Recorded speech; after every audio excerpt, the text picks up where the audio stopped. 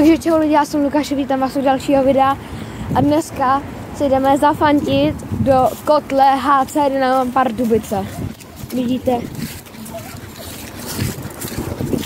Tak jo, já si vás vezmu zpátky. Takže ještě jednou čau lidi, to je jedno. A nyní už z našeho dnešního vlogu z Pardubic, tak chtěl jsem říct, že jsem úspěšně před stadionem. Před kamerou já jsem vždycky, ale tak to vy víte.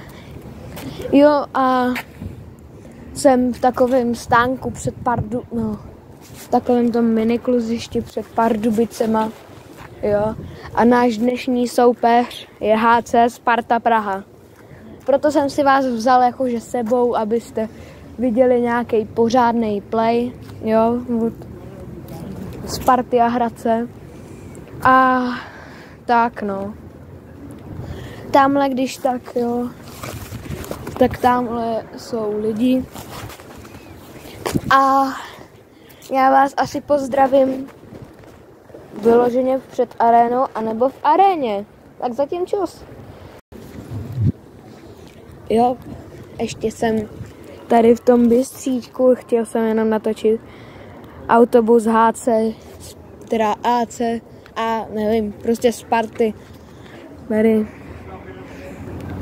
HC Dynamo 15 míst, jo, abyste mě fakt věřili, kde jsem.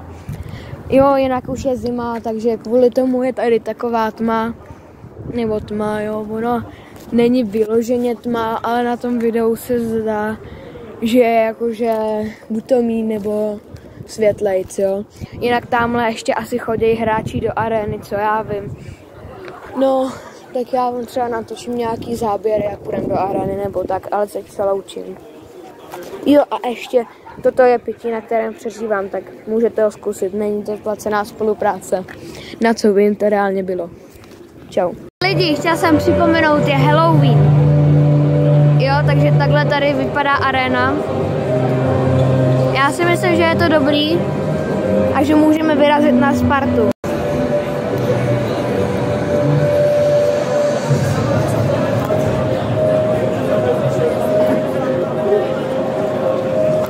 Takže čau lidi, já se vám zdravím opět z Pardubic.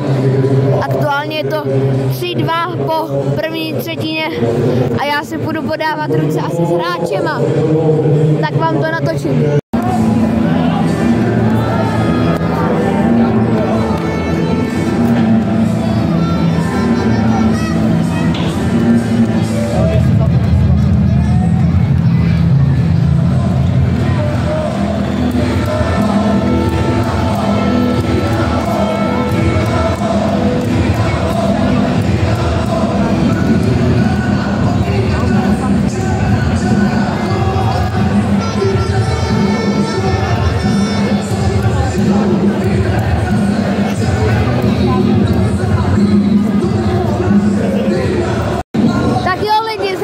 Jsem si bohužel neplácnul, ale to si myslím, že nevadí, máme je hezky na kameře.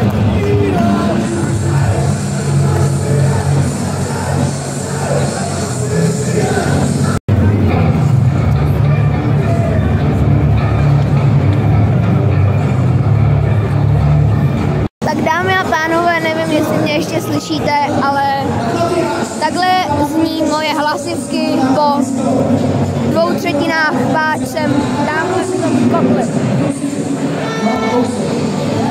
A když tak, toto je moje vlajka. A tentokrát snad trefíme stranu a podá se s náma ruku někdo z Dynama. Tak se zatím mějte.